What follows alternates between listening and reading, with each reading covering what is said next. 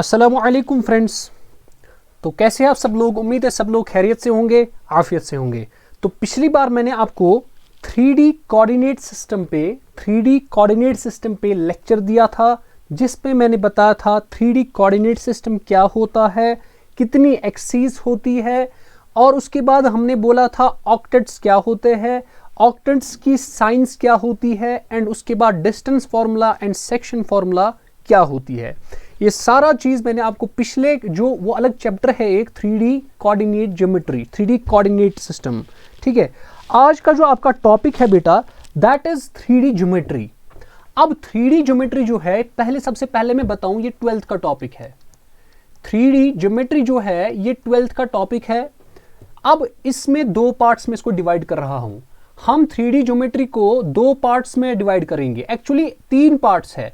एक पार्ट हमने पढ़ा हुआ है किसमें, वेक्टर्स में, वो ने पढ़ाया है। इसमें एक्चुअली 3 पार्ट्स है। असल में रहता है पॉइंट का पढ़ना होता है। पॉइंट जब स्पेस में होगा, जब पॉइंट स्पेस में होगा तब हमको पढ़ना होता है directional cosines and directional ratios. लेकिन ये मैंने पढ़ाया है, मैं थोड़ा अभी रिपीट भी कर लेता हूं। अब हमें दो मेन टॉपिक्स इसमें हो जाएंगे। एक है हमारे पास स्ट्रेट लाइन इन स्पेस, और दूसरा है हमारे पास प्लेन। तो आज हम फिलहाल हम प्लेन को ऐसे ही छोड़ेंगे। आज का जो टॉपिक है वो होगा स्ट्रेट लाइन इन स्पेस। लेकिन 3D ज्योमेट्री को स्टार्ट करने से पहले मैं बताऊंगा कि हमको कौन कौन सी चीजें जरूरत है, यानी जो पिछला हमको यहां पे जरूरत है, तब उसके बगैर ये आप इसको नहीं पढ़ सकते हैं। अगर आपको डायरेक्शनल कोसाइंस पता है तब जाके आप इसको पढ़ सकते हैं, ठीक है।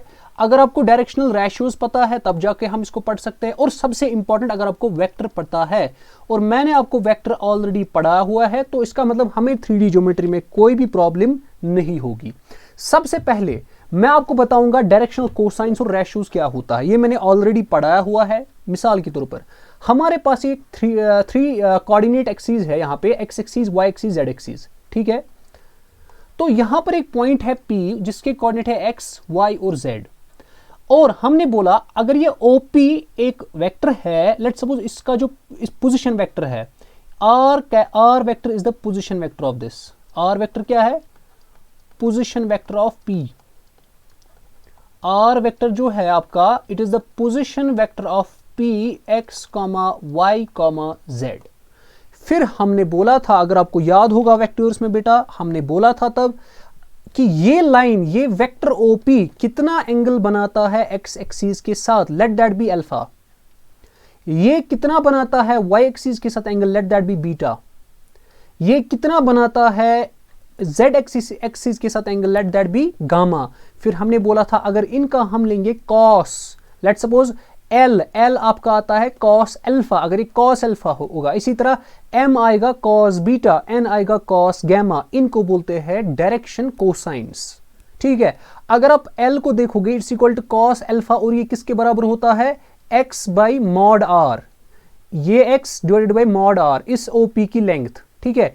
इसी तरह एम किसके बराबर आएगा? एम आएगा कॉस बीटा, वाई का बराबर y divided by mod r, ठीक है। इसी तरह जो आपके पास ये होगा गामा, ठीक है, ये गामा कॉस गैमा होगा बराबर z divided by mod of r. ये यहाँ पे मैंने लिखा है, ऑलरेडी पढ़ाया हुआ है मैं। अगर कोई इसको पहली बार देख रहा है, उसको ये बिल्कुल भी समझ नहीं आएगा ये चैप्टर तब तक जब तक को वेक्टर समझ नहीं आया होगा, ठीक है। तो यहाँ पे मैंने लिखा है m आपका कॉस बीटा है, that's equal to y by mod r, and n आपका कॉस गैमा है, that's equal to z by mod r. इन L, M और N को बोलते हैं डायरेक्शन कोसाइंस। और ये जो आपके कोऑर्डिनेट्स देकर थे, ये बेटा x, y और z, ये जो यहां पर था, ये x और ये y और ये z, इनको बोला जाता है डायरेक्शन रेशियोज। फिर आपने पढ़ा था कि ये जो L square plus M square plus N square होता है, इसका वैल्यू 1 होता है, ठीक है। और ये जो x square plus y square plus z square होता है, ये 1 के बराबर नहीं होता है। ये सारी चीजें आपने पढ़ी हुई है। अब स्टार्ट करते हैं जो हमारा आज का टॉपिक होगा, नया टॉपिक है, उसको बोलते हैं स्ट्रेट लाइन इन स्पेस, ठीक है। इसको अच्छे से देखना है, बिल्कुल घबराना नहीं है। क्वेश्चंस इसके अगर आए तो आसान आएंगे, ठीक है, ज्यादा टफ क्वेश्चंस नहीं आएंगे। लेकिन हमको बेसिक्स पहले समझ लेना है कि कौन सा कॉन्सेप्ट क्या बोलता है। तो सबसे पहला कॉन्सेप्ट जो हम पढ़ने जा रहे हैं आज अभी, तो vector and Cartesian equation of line, ये सबसे पहला होगा। इसमें हमारे पास बहुत सारे टॉपिक्स आ जाएंगे। मिसाल के तौर पर टॉपिक नंबर 1 ए टॉपिक, अगर आपके पास लेट सपोज मैं यहां पे ड्रॉ करूंगा कोऑर्डिनेट, ये होगा हमारा लेट सपोज ये y है, ये x है और ये z है। मान लेते हैं बेटा आपका एक वेक्टर है b, this is my b vector. अच्छे से देख लेना बेटा, आपका वेक्टर क्या है, ये वेक्टर b है। और मान लेते हैं आपके पास एक पॉइंट है, लेट सपोज a आपके पास एक पॉइंट है, ठीक है। आपके पास एक वेक्टर b है और एक पॉइंट p है। अब अगर आपको, अब अच्छे से गौर से सुन लेना, अगर आपको इस पॉइंट a से एक लाइन पास हो रही है, इस पॉइंट a से, so a line passes through point A, वो किससे जा रही है, पॉइंट A से, ठीक है, and is parallel to the vector B, और ये किसके पैरेलल है, इस वेक्टर B के पैरेलल है। मैं इसको आराम से पढ़ा रहा हूं क्योंकि थोड़ा बहुत ये टफ चैप्टर है, ठीक है, ये थोड़ा इसको इमेजिन करना है थोड़ा। Okay, a line which passes through, it is a line, ये जो लेट सपोज ये L है, it is a line, L is a line, यहां पे लिखते हैं, so L is a line, तो यहां पे मैं लिखता हूं this L is a line, L is line which passes, तो यहां पे लिखेंगे which passes through point A and is parallel to B vector. ये जो आपके पास लाइन L है, ठीक है। अब देखो ये जो A है, A का जो पोजीशन वेक्टर है बेटा, A का position vector, let that be A, small a, so A vector, it is the position vector of point A, it is the position vector of point A। अब मान लेते हैं हम यहां पर इस लाइन L पर कोई भी एक पॉइंट लेते हैं, मान लेते हैं हम पॉइंट लेते हैं P, कोई भी पॉइंट लेते हैं, सो P is any point on line L, so let P be any point on line L। गौर से देख लेना बेटा, अच्छे से देख लो। अब मान लेते हैं ये जो OP है, लेट सपोज ये R वेक्टर है, तो इसका मतलब R वेक्टर जो है, this is the position vector of point P, this is the position vector of point P। अब बोलता है अगर आपको इस लाइन L की इक्वेशन लिखनी होगी वेक्टर फॉर्म में, एक इक्वेशन होती है या तो वेक्टर फॉर्म में या तो होती है कार्टेशियन फॉर्म में। अब एक बार और देख लेते हैं मैंने क्या बोला, मैंने बोला एक लाइन एक वेक्टर है B और एक पॉइंट है A, क्लियर है बेटा, एक पॉइंट है A। लेट सपोज एक A के थ्रू एक लाइन जा रही है जो पैरेलल है B वेक्टर के, जो पैरेलल है B वेक्टर के। इस A का जो पोजीशन वेक्टर है वो है A वेक्टर। अभी मैं आराम से बता रहा हूं क्योंकि थोड़ा ये आपको बेसिक समझ आ जाएगा, आगे फिर आपको सारा समझ आ ही जाएगा। फिर ये पॉइंट P है, इसका जो पोजीशन वेक्टर P कोई भी पॉइंट हो सकता है इस लाइन L पर। तो आपको यहां पे क्या है, अगर आपके पास एक लाइन होगी जो एक पॉइंट के पास थ्रू होगी और किसी दूसरे वेक्टर को पैरेलल होगी, उसकी इक्वेशन क्या होगी, तो बताता है जो उसकी इक्वेशन होती है, so that equation is R vector is equal to A plus lambda B। गौर से देख लेना बेटा, बता रहा है जो वो लाइन होगी उसकी इक्वेशन क्या होगी, R vector is equal to A plus lambda B। लेकिन ये वाली इक्वेशन है, इसको बोलते हैं हम वेक्टर इक्वेशन, इसको बोलते हैं वेक्टर फॉर्म, या इसको बोल सकते हैं वेक्टर इक्वेशन भी कह सकते हैं। It is the vector equation of the line, ये भी कह सकते हैं this is the vector equation of the line L। जो ये लाइन L थी जो पास हो रही थी थ्रू पॉइंट A और पैरेलल थी पॉइंट B को, उसकी जो वेक्टर इक्वेशन आ जाएगी वो आ जाएगी R vector is equal to A plus lambda B। Clear है। अब यहां पे R किसके बराबर है, ठीक है, और B किसके बराबर है उसको देखने की जरूरत है। ये जो B है, B के जो डायरेक्शनल रेशियोज होते हैं, यहाँ पे ये जो B है उसके होते हैं डायरेक्शनल रेशियोज A, B और C। ये डायरेक्शनल रेशियोज की मैं बात करता हूँ, डायरेक्शनल रेशियोज की बात हो रही है। P के कोऑर्डिनेट्स हो सकते हैं कुछ भी, लेट्स सपोज X, Y और Z।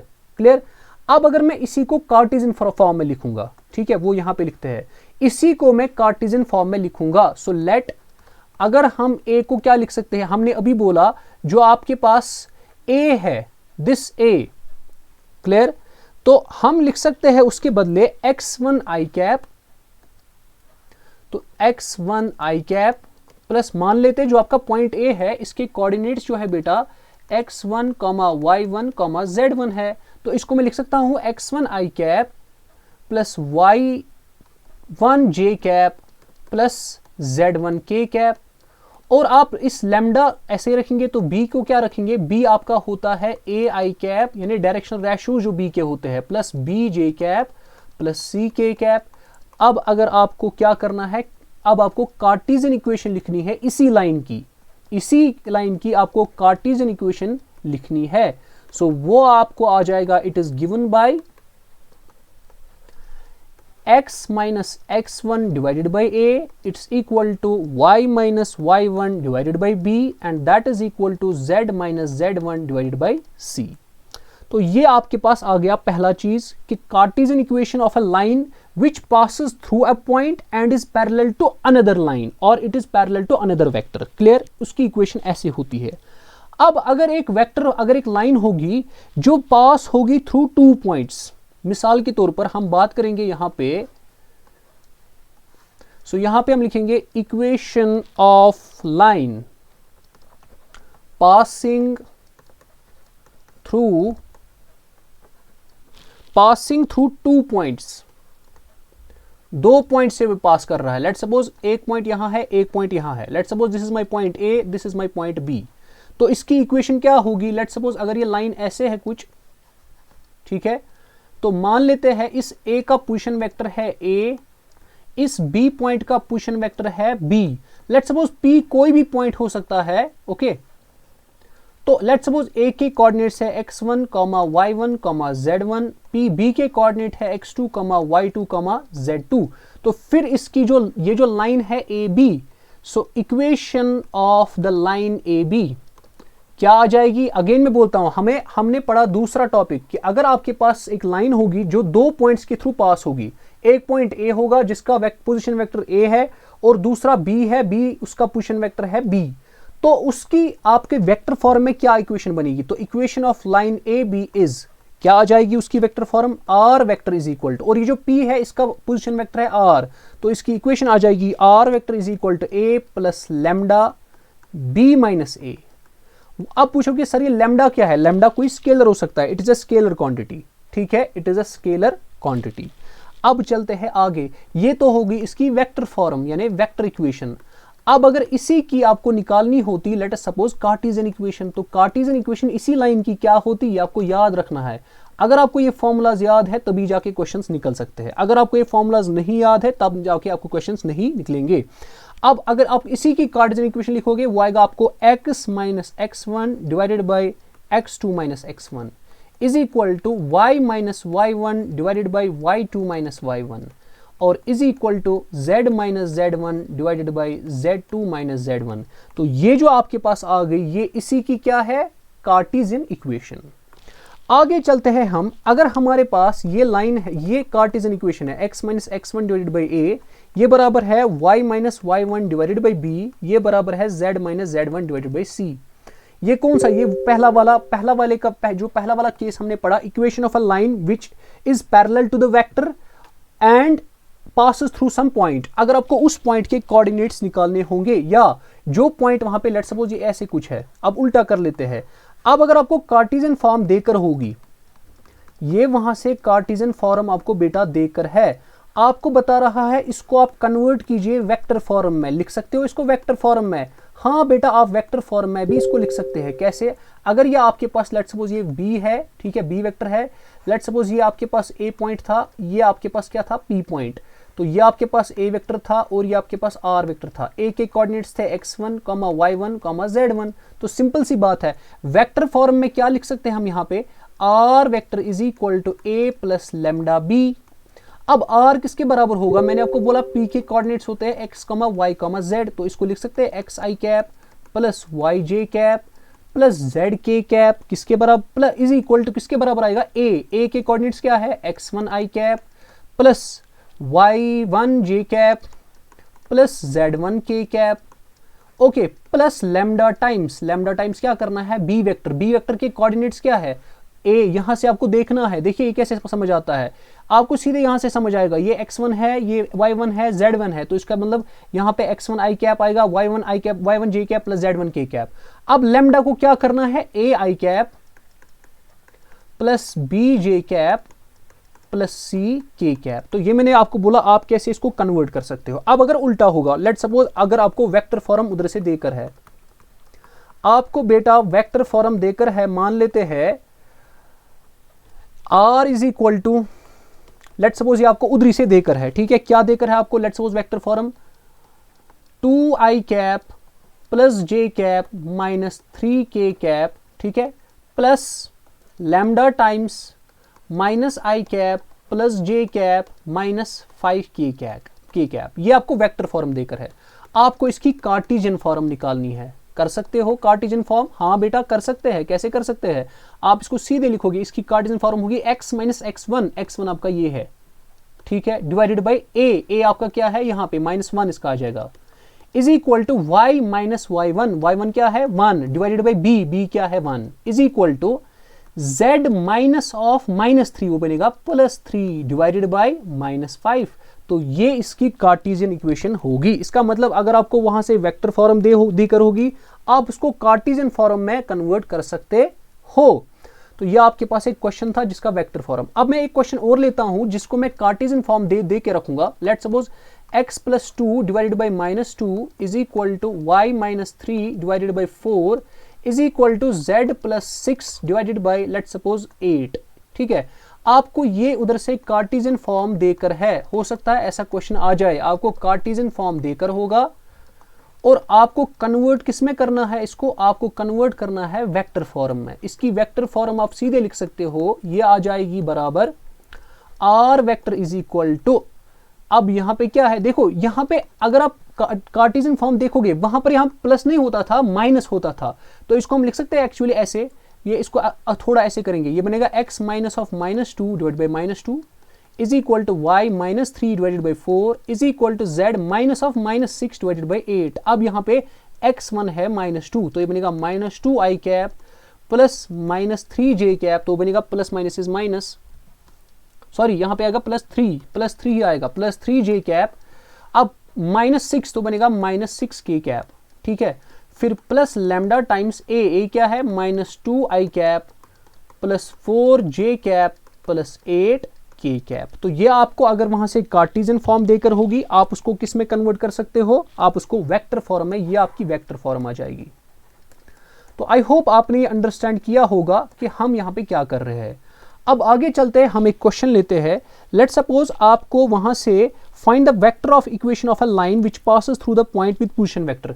उसका पोजीशन वेक्टर जो है ना, यानी ए वेक्टर आपको देकर है position vector 2i cap minus j cap plus k cap, ये आपको वहां से पोजीशन वेक्टर देकर है, और आपको किस डायरेक्शन में, यानी बी वेक्टर भी आपको देकर है, वो देकर है i cap plus j cap minus 2k cap.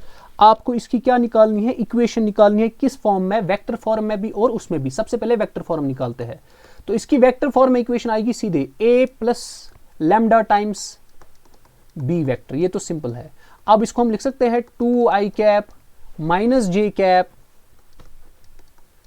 Plus k cap, फिर प्लस लैम्डा टाइम्स b क्या है i cap plus j cap minus 2k cap. तो इसका मतलब ये क्या आ गया हमारा, ये हमारी आ गई वेक्टर फॉर्म।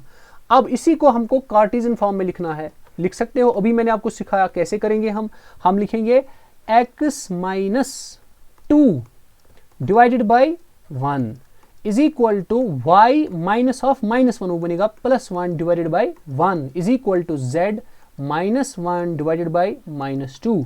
तो यह आपकी कार्टेशियन फॉर्म हुई। So this is the Cartesian form of the given equation. Clear है बेटा?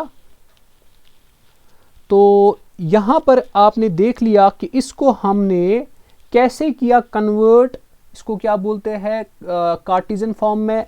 अगर आपको वेक्टर फॉर्म देकर होगी, उसको कैसे आप करोगे कन्वर्ट इनटू कार्टेशियन फॉर्म। तो ये चीजें आपने ऑलरेडी आप देख ली, ठीक है। तो आगे चलते हैं हम अब नेक्स्ट क्वेश्चन पे। हम एक नेक्स्ट क्वेश्चन कर लेते हैं। मान लेते हैं अब आपके पास 2 पॉइंट्स देकर है, एक पॉइंट है 3, 4, -7, एक पॉइंट है बी, उसके कोऑर्डिनेट है 1, -1, 6। आपको बता रहा है इन दो से एक, मतलब अगर हम इन दोनों पॉइंट्स को ज्वाइन करेंगे उसकी लाइन क्या होगी, उसकी इक्वेशन क्या होगी। आपको मैंने बताया उसकी जो इक्वेशन होती है, सबसे पहले इसका ए वेक्टर क्या आ जाएगा, ए वेक्टर आ जाएगा 3i cap plus 4j cap, इसका पोजीशन वेक्टर -7k कैप। इस बी का पोजीशन वेक्टर क्या आ जाएगा, i cap -j cap plus 6k cap. अब इसकी वेक्टर इक्वेशन मैंने आपको बताई है, इसकी जो वेक्टर इक्वेशन बन जाएगी वो होगी आपके पास r vector is equal to a plus lambda b minus a। मैंने आपको अभी बोला था ये, तो निकालिए, ये बनेगा a आपके पास है 3i cap plus 4j cap -7k cap, ठीक है, ये आपके पास r है। तो plus lambda b minus a करना है, कीजिए, तो 1 - 3 तो बनेगा ये -2i कैप, -j -4j, इसका मतलब -5j कैप, फिर प्लस 6 माइनस ऑफ माइनस, ये बनेगा प्लस 13k कैप। अब अगर इसी को, ये आपकी वेक्टर इक्वेशन है, अब अगर आपको इसी को कार्टेशियन फॉर्म में लिखना होगा तो कैसे लिखोगे कार्टेशियन इक्वेशन इसकी, शाबाश। अब यहाँ पे दूसरा आ जाएगा, देखिए अब इसकी आपको कार्टेशियन फॉर्म लिखनी है, कैसे लिखोगे, simple, x - 3 divided by -2 is equal to y -4 divided by -5 is equal to z। अब यहाँ पे -7 बनेगा, वो बनेगा +7 डिवाइडेड बाई 13। तो ये आपकी इक्वेशन बन गई, क्लियर है। अब आगे चलते हैं हम, अगर आपके पास लेट सपोज एक और क्वेश्चन लेते हैं, जब तक आपको ये क्लियर नहीं होगा तब तक हम आगे नहीं चलेंगे। अब इसको तो आप, ये तो आपको आएगा, चलो ये कर लेते हैं। आपके पास दो लाइंस देकर है, लेट सपोज कार्टेशियन इक्वेशन वहीं से देकर है, क्या है 6x - 2, ये देकर है आपको 3y + 1, ये देकर है आपको 2z - 2, ये आपको वहीं से है कार्टेशियन इक्वेशन देकर। अब थोड़ा यहाँ पे थोड़ा ट्विस्टेड है, आपको क्या निकालना है, आपको डायरेक्शनल रेशियोज निकालने हैं। आपको निकालना है सबसे पहले डायरेक्शनल रेशियोज, फिर निकालनी है आपको वेक्टर इक्वेशन। तो पहला आपको ये निकालना है, दूसरा क्या निकालना है आपको, वेक्टर इक्वेशन। सर कैसे करना है, अच्छे से देख लो। देखिए अगर मैं यहां से 6 कॉमन निकालूंगा, ये कुछ बनेगा ना x - 2/6, गौर से देख लेना। यहां से 3 कॉमन लेते हैं, ये क्या बनेगा y + 1/3, यहां से 2 कॉमन लो, ये बनेगा z - 1, अच्छे से देख लेना। ये बनेगा x 2 1 2 3 ये बनेगा x - 1/3 डिवाइडेड बाई, इसको मैं नीचे अगर लूंगा ये बनेगा 1/6। मैं क्यों इस फॉर्म में ला रहा हूं मैं आपको अभी बताऊंगा। ये बनेगा y -1/3 होल डिवाइडेड बाई 1/3, इस 3 को मैंने यहां, ये ऊपर भी जा सकता है वापस, इसको लिख सकते हैं हम z - 1 डिवाइडेड बाई 1/2। क्लियर है। तो यहां तक आपने देख लिया कि हमने कैसे इसको सॉल्व कर लिया, ठीक है। अब हमने सर ऐसा क्यों किया, क्योंकि आपकी जो कार्टेशियन इक्वेशन होती है ना वो इसी फॉर्म में होती है। हमने उसको पहले उसी फॉर्म में, किस फॉर्म में होती है, x - x1 divided by a is equal to y - y1 divided by b is equal to z - z1 divided by c। क्योंकि वहां पर x का कोफिशिएंट, y का कोफिशिएंट, z का कोफिशिएंट अगर देखोगे यहाँ पे 1 है, लेकिन ऊपर जो था वहां पर 1 नहीं था। सो सबसे पहले मुझे 1 बनाना पड़ा, फिर जो कांस्टेंट आ गया उसको मैंने नीचे डिनोमिनेटर में ले लिया। तो ये चीजें आप देख सकते हो। अब इसकी वेक्टर फॉर्म कैसे लिखनी है वो देखते हैं। वेक्टर फॉर्म तो अब आसान होगी। तो ये जो ये होगी कार्टेशियन फॉर्म। अब इसकी वेक्टर फॉर्म क्या होगी, सबसे पहले आप मुझे बताओ डायरेक्शन रेशियोज क्या होंगे। इसकी जो डायरेक्शनल रेशियोज होंगे वो हो गए 1/6, 1/3, ये जो नीचे होते हैं ये डायरेक्शनल रेशियोज होते हैं। तो ये आपके बनेंगे डायरेक्शनल रेशियोज। सबसे पहला चीज,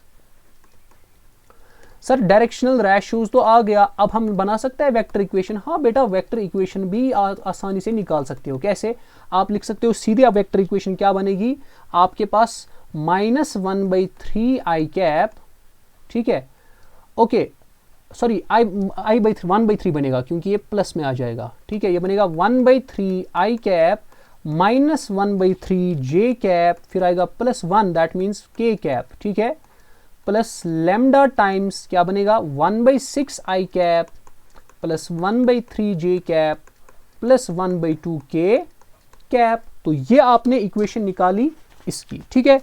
आगे चलते हैं हम, ये आप खुद करेंगे, ठीक है। ये क्वेश्चन आप खुद करेंगे, लिख लीजिए क्वेश्चन आपके पास निकालना है फाइंड द, ये ऐसा ही है, बिल्कुल ऐसा ही है आप, लेकिन ये खुद करेंगे या आपको अपनी प्रैक्टिस के लिए मैं रखता हूं। Find the directional cosines of the line, इसकी भी आपको वहां से कार्टेशियन फॉर्म देकर है। क्या देकर है, x minus 2 divided by 2 is equal to 2y minus 5 divided by minus 3 and z आपका बराबर है -1।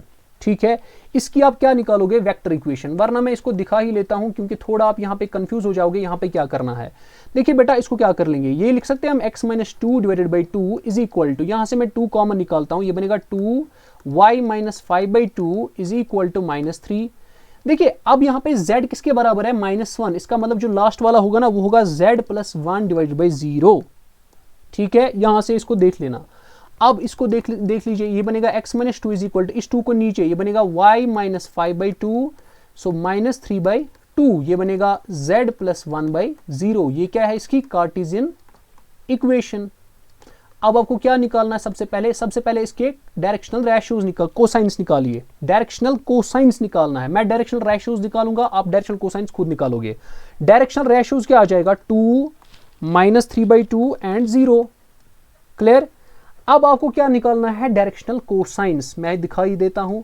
तो अब आपके पास 2 -3 बाई 2 और 0 निकला आपके पास। सबसे पहले आप निकलो डायरेक्शनल कोसाइंस, ये आपके पास डायरेक्शनल रेशियोज बन गया, ये आपके पास डायरेक्शनल रेशियोज आ गया। अब आपको एल, एम और एन निकालना है, वो कैसे निकालोगे, एल आता है बराबर 2 divided by under root of 2 square plus -3 by 2 का स्क्वायर प्लस 0 का स्क्वायर, ऐसा आएगा। जब आप इसको कैलकुलेट करोगे ये आ जाएगा आपके पास बेटा 4/5। इसी तरह m आ जाएगा आपके पास -3 by 2 whole divided by under root of 2 square plus -3 by 2 का होल स्क्वायर, और वो आप जब कैलकुलेट करेंगे वो आएगा -3/5। इसी तरह n कैलकुलेट करेंगे, वो होता है ना एक्चुअली z डिवाइड, तो वो 0 ही आएगा, n आपका 0 आ जाएगा। ठीक है, अब आपको क्या निकालना था, और वेक्टर इक्वेशन, मेरे ख्याल से वेक्टर इक्वेशन आप निकाल सकते हो, वो यहीं पे लिखेंगे। तो इसकी जो वेक्टर इक्वेशन होगी वो क्या होगी बेटा, वो आपके पास आ जाएगी my r vector is equal to -2i cap plus 5/2 j cap minus k cap, क्योंकि यहाँ पे है ना +1 तो ये माइनस यहाँ पे बन जाएगा। फिर प्लस करना है लैम्डा टाइम्स 2i कैप, यहाँ पे 2 है, फिर -3/2 j कैप, फिर 0 है, उसको लिखने की कोई जरूरत नहीं है। ठीक है, तो ये हमारे पास क्या हो गया, अभी हमने 2 कॉन्सेप्ट्स पढ़े। अगर हमारे पास लाइन होगी उसकी, अगर मिसाल हमने क्या पढ़ा, एक बार और देख लेते हैं। हमने पढ़ा बेटा, अगर आपके पास एक लाइन है जिसके कोऑर्डिनेट्स है a और b, ठीक है, आप इसके कोऑर्डिनेट्स है, लेट्स सपोज a के कोऑर्डिनेट्स है x1, y1, z1, इसके कोऑर्डिनेट्स है x1, 2, y2, z2। तो इसके कोऑर्डिनेट्स आप कैसे ढूंढोगे, मतलब लाइन कैसे, इक्वेशन ऑफ लाइन कैसे ढूंढोगे, वो हमने पढ़ा। और हमने पढ़ा दूसरा, अगर आपके पास एक ऐसी लाइन है जो एक दूसरे लाइन को पैरेलल है और उसका एक पॉइंट देकर है आपको, उसकी इक्वेशन आप कैसे ढूंढोगे, तो उसी पे मैंने आज आपको क्वेश्चंस करवाए। ठीक है, तो उम्मीद है आपने क्वेश्चंस को एंजॉय किया होगा, आपको थोड़ा बहुत इसका कॉन्सेप्ट आया होगा। अब इसके बाद हमारा इसका लेक्चर नंबर 2 होगा जो इसी का होगा। ठीक है, मतलब स्ट्रेट लाइंस इन स्पेस का पार्ट नंबर 2 होगा, तो स्ट्रेट लाइंस इन स्पेस हमारा खत्म हो जाएगा। फिर इसको मैं इसलिए आसान से आराम से दिखा रहा हूं बिकॉज ये थोड़ा बहुत, इसको थोड़ा टाइम लगता है इमेजिन करने में, थोड़ा आपको थोड़ा अंडरस्टैंडिंग में प्रॉब्लम हो सकती है, इसलिए मैं आराम से चल रहा हूं। ठीक है, तो चलिए घबराने की कोई बात नहीं है। इसको मेरे ख्याल से इसको 3 लेक्चर्स अभी और लग जाएंगे। ठीक है, मेरे ख्याल से 3 लेक्चर्स इसको लग जाएंगे, लेकिन आराम से हम अगर इसको पढ़ेंगे तो हमें कोई जल्दबाजी नहीं करनी है। अगर इसको सीखना है तो इसको आराम से ही पढ़ने की जरूरत है। ठीक है, तो अगर आपको लेक्चर पसंद आया होगा तो आप इसको लाइक कीजिए, कमेंट कीजिए और शेयर करना ना भूलिए। ठीक है, और मेरी जो चैनल है ER मोमिन मजीद, आप उसको भी शेयर कीजिए। ठीक है, आप उसको भी शेयर कीजिए। तो मिलते हैं हम अगले क्लास में, तब तक के लिए अल्लाह हाफिज।